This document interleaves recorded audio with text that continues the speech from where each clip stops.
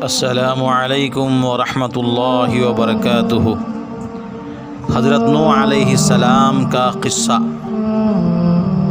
حضرت نوح علیہ السلام نے کہا، اے میری قوم، میں تم کو جو نصیحت کرتا ہوں اس کے بدلے میں تم سے کوئی مال اور دولت نہیں چاہتا، اور جو غریب آدمی مسلمان ہوئے ہیں اور اللہ پر ایمان لائے ہیں ان کو میں اپنے پاس سے تمہارے کہنے سے نکالوں گا نہیں۔ اگر میں ان کو اپنے پاس سے نکال دوں تو خدا کے عذاب سے مجھے کون بچائے گا؟ ان کے قوم کے لوگوں نے کہا، اے نوح، تم نے ہم سے جھگڑا بہت کر لیا ہے۔ اگر تم سچے ہوتے ہو، جس عذاب سے تم ہم کو ڈراتے ہو لے آؤ۔ حضرت نوح علیہ السلام نے کہا کہ جب اللہ پاک چاہیں گے عذاب آئے گا۔ اللہ تعالیٰ نے حضرت نوح علیہ السلام کو وحی کے ذریعے سے حکم بھیجا، تمہاری قوم میں جو لوگ ایمان لا چکے ہیں ان کے علاوہ اور کوئی ایمان نہیں لائے گا۔ تم غم نہ کرو، ایک کشتی بناؤ۔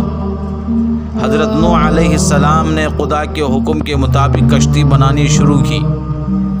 جب ان کے قوم کے سردار ان کے پاس سے گزرتے تو ان کو کشتی بناتے ہوئے دیکھتے تو حضرت نوح علیہ السلام کا مذاق اڑاتے۔ حضرت نوح علیہ السلام ان کے مذاق کے جواب میں کہتے، آج مذاق کر لو، کل جب تمہارے اوپر عذاب آئے گا تو اس وقت ہم تمہارا مذاق اڑائیں گے۔ آخر اللہ تعالیٰ کا عذاب اس کے وعدے کے مطابق آیا۔ زمین سے پانی نکلنا شروع ہوا اور آسمان سے بارش آنی شروع ہوئی۔ اللہ تعالیٰ نے حضرت نوح علیہ السلام کو حکم دیا کہ سب جانوروں کا ایک ایک جوڑا کشتی میں سوار کر لو، اور جو لوگ تمہارے اوپر ایمان لائے ہیں یعنی مسلمان ہو گئے ہیں ان کو سوال کر لو۔ حضرت نوح علیہ السلام نے اس کشتی میں سوار ہونے والوں سے کہا، اللہ تعالیٰ کا نام لے کر اس کشتی میں سوار ہو جاؤ۔ اس کا چلنا اور کشتی کا ٹھہرنا اللہ کے ہاتھ میں ہے، اور اللہ تعالیٰ بڑا بخشنے والا مہربان ہے۔ کشتی ان سب کو لے کر لہروں میں چلنے لگی۔ اس وقت حضرت نوح علیہ السلام نے اپنے بیٹے سے کہا، اے بیٹے، ہمارے ساتھ سوار ہو جاؤ، کافروں کے ساتھ مت ہو۔ اس نے کہا، میں کسی پہاڑ پر چڑھ جاؤں گا اور وہ پانی سے وہ پہاڑ مجھے بچا لے گا۔ حضرت نوح علیہ السلام نے کہا، آج خدا کے عذاب سے سوائے خدا کے کوئی بچانے والا نہیں۔ اتنے میں دونوں کے درمیان یعنی باپ بیٹے کے درمیان ایک پانی کی لہر اٹھی اور وہ ڈوب گیا، یعنی بچہ ڈوب گیا پانی میں۔ پھر خدا تعالیٰ نے زمین کو حکم دیا، اپنا پانی نگل جا، اور آسمان کو بھی حکم دیا پانی برسانا بند کر دے، یہاں تک کہ پانی سوکھ گیا اور تمام کافر دنیا میں ختم ہو گئے۔